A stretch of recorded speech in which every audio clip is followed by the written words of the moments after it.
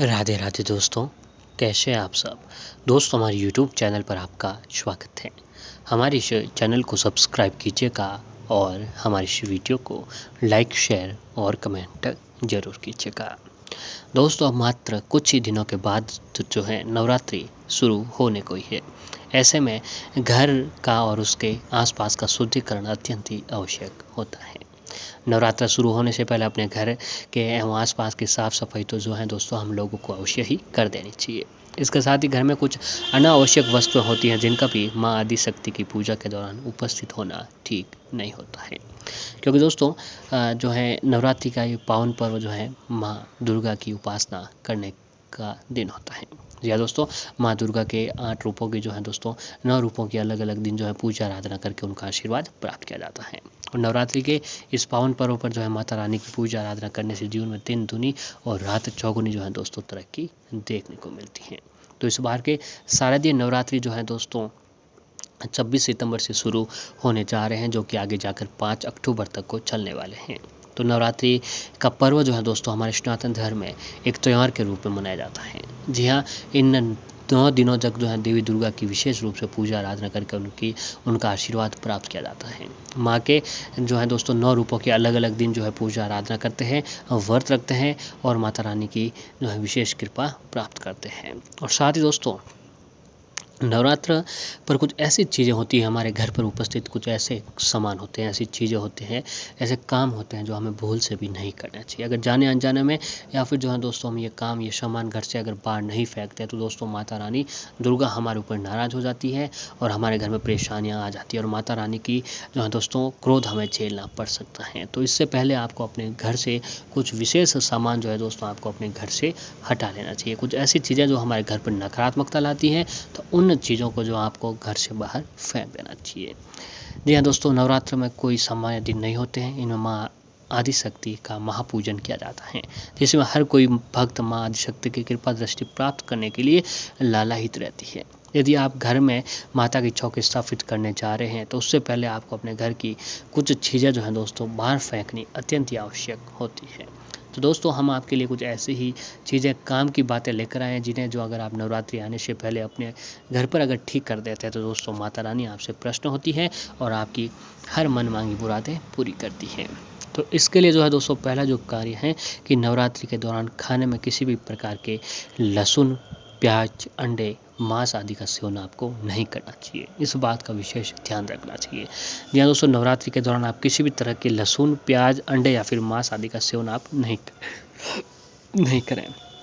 यदि आपके घर में भी प्याज, लहसुन या फिर अंडे रखे हुए हैं तो उसे तुरंत बाहर फेंक दें। उसके बाद घर की गंगाजल या फिर गोमूत्र का छिड़काव करके साफ सफाई करें। गंगाजल गोमूत्र मिलाकर जल मिलाकर अपने घर के पूरे घर में जो है दोस्तों आपको छिड़क देना। ऐसा करने से आपके घर पर सकारात्मकता बनी रहती है और जिससे माँ आदि शक्ति का आपके घर पर निवास जरूर होता है। अब दोस्तों अगली जो चीज़ है कि घर में जितना भी आपके बेकार सामान पड़ा है जो आगे भी कभी भी काम नहीं आने वाला है, तो या घर में कहीं कबाड़ इकट्ठा किया हुआ है। कई बार दोस्तों हम क्या करते हैं कि घर पर कोई चीज़ ऐसी होती है जो हमारे काम आने योग्य भी नहीं होती है, फिर भी हम लोग क्या करते हैं कि उन चीज़ों को हमारे घर पर संभाल कर रखते हैं, इकट्ठा करके रखते हैं।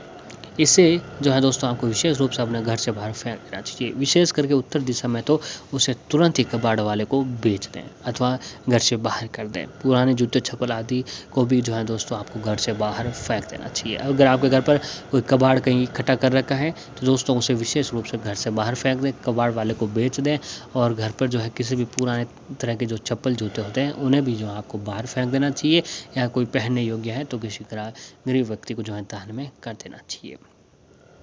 अब अगला कार्य कि दोस्तों नवरात्र के पहले ही दिन जब नवरात्रा शुरू होने जा रही है तो उससे पहले ही दिन जो अपने घर की अच्छी तरह से साफ़ सफाई कर लें। मंदिर के अंदर यदि पुरानी माला है, टूटी हुई मूर्तियां हैं तो उसके साथ ही खाली माचिस की डिब्बियाँ भी अगर रखी हुई हैं तो दोस्तों उन्हें बाहर फेंक दें। टूटी मूर्ति को किसी नदी में प्रवाहित कर दें।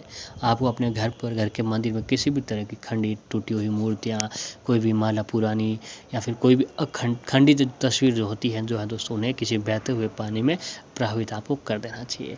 बहते हुए नदी में प्रवाहित करने से हमें किसी भी तरह का जो है दोस्तों तस्वीर हटाने का या फिर जो है बाहर रखने का कोई भी पाप नहीं लगता है। तो ये काम आपको जरूर करना चाहिए। अब अगला जो कार्य है कि दोस्तों मंदिर के बाद घर के सबसे पवित्र जगह जो होती है हमारा रसोई घर होता है।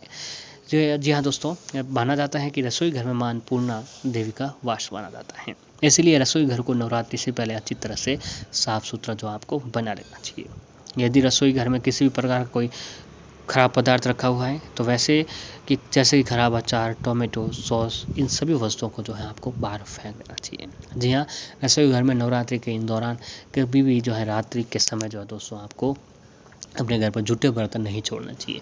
हर रोज़ रात को सोने से पहले अपने घर की रसोई घर जो होती है, किचन जो है दोस्तों, उसको आपको एक बार अच्छे से साफ सफाई जरूर कर लेनी चाहिए, ताकि जो है दोस्तों माँ अन्नपूर्णा देवी आपसे नाराज ना हो। घर में सुख समृद्धि और धन दौलत की प्राप्ति होती रहती है। अब अगला जो है दोस्तों कि अपना घर का मुख्य दरवाज़ा। ये तो आप सभी लोग जानते हैं कि दोस्तों हम सभी लोगों का जो आना जाना होता है वो हमारे घर के मुख्य दरवाजे से ही होता है। तो दोस्तों जाहिर सी बात है कि माँ आदिशक्ति, माँ दुर्गा भी जो है दोस्तों इसी रास्ते से होकर हमारे घर में प्रवेश करते हैं। तो इसीलिए जो है दोस्तों आपको अपने घर का जो मुख्य दरवाज़ा है उस मुख्य दरवाजे को अच्छी तरह से जो है आपको साफ सफाई रखनी चाहिए, क्योंकि माँ आदिशक्ति का जो है दोस्तों हमारे घर में प्रवेश घर के मुख्य दरवाजे से ही होता है। तो घर के मुख्य दरवाजे को अच्छी तरह से सजाएं। यदि कोई घर के दरवाजे आवाज़ कर रहे हैं तो उन्हें मिट्टी का तेल या फिर सरसों का तेल लगाकर सही करें, जिससे वह आवाज़ करना बंद कर दें। नवरात्रि शुरू होने से पहले या फिर नवरात्रि जिस दिन शुरू हो रहे हैं तो दोस्तों उस दिन जो आपने अपने घर के मुख्य दरवाजे पर अशोक, आम, पीपल के पत्तों का तोरण आपको जरूर बनाना चाहिए। जी हाँ दोस्तों, अशोक, आम, पीपल के पत्तों का तोरण बनाएं और अपने घर के मुख्य दरवाजे पर लगाएं, क्योंकि ऐसा करना हमारे घर में सुख समृद्धि और धन दौलत की प्राप्ति दिलाता है। माता लक्ष्मी जी का विशेष आशीर्वाद भी हमारे ऊपर बनता है और जीवन में धन दौलत की सुख समृद्धि की प्राप्ति होती रहती है। अब दोस्तों अगला जो कार्य है कि यदि आपके घर में कहीं मकड़ी के जाले दिखाई देते हैं तो दोस्तों उसे तुरंत ही सभी मकड़ी के जालों को आपको हटा देना चाहिए। मकड़ी का जाला किसी भी प्रकार से घर में शुभ नहीं माना जाता है। तो दोस्तों जितना जल्दी हो सके नवरात्रि से पहले अपने घर की साफ सफाई कर लें। जहाँ कहीं पर भी मकड़ी का जाला है वह भी जो है दोस्तों आपको तुरंत अपने घर की मकड़ी का जाला वगैरह जो है आपको तुरंत हटा देना चाहिए।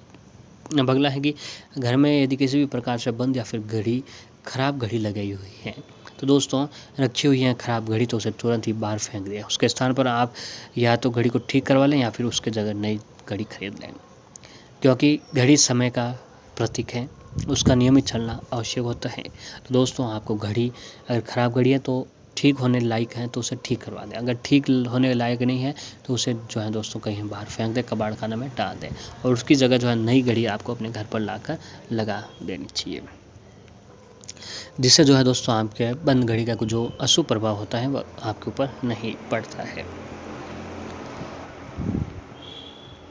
अब दोस्तों खंडित मूर्तियाँ। घर में साज सजा के लिए मूर्तियाँ या फिर पूजा स्थल पर रखी भगवान की प्रतिमा यदि कहीं से भी खंडित हैं तो उन्हें आपको घर पर नहीं रखना चाहिए। वास्तुशास्त्र कहता है कि खंडित चीज़ों से घर में नकारात्मकता बढ़ती है, इससे आपको समस्याओं का सामना करना पड़ सकता है। तो दोस्तों आपके घर पर अगर ये चीज़ें घर के मंदिर में अगर पड़ी हैं तो तुरंत जो है इन चीज़ों को बाहर कर लें, वरना आपके घर में जो है दोस्तों गरीबी दरिद्रता आ सकती है और माता आदिशक्ति आपके ऊपर रुष्ट हो सकती हैं। तो ये काम आपको अतिशीघ्र कर लेना चाहिए। अब दोस्तों आपको क्या करना चाहिए कि वास्तुशास्त्र के अनुसार ईशान कोण में देवी देवताओं का वास होता है, तो नवरात्रि में माँ दुर्गा की स्थापना जो है दोस्तों उसी दिशा में करनी चाहिए। इससे घर में सकारात्मकता ऊर्जा का प्रवेश होता है। अगर अखंड ज्योति जलाएं तो आग्नेय कोष में रखना चाहिए, यह आग का प्रतिनिधि माना गया है। इससे घर में सुख समृद्धि का वास होता है। ये व शत्रु परास्त होते हैं। चैत्र नवरात्रि के दिनों में शाम के समय घी का दीपक जरूर जलाएं, इससे घर के लोगों का मान सम्मान जो है बढ़ने लगता है।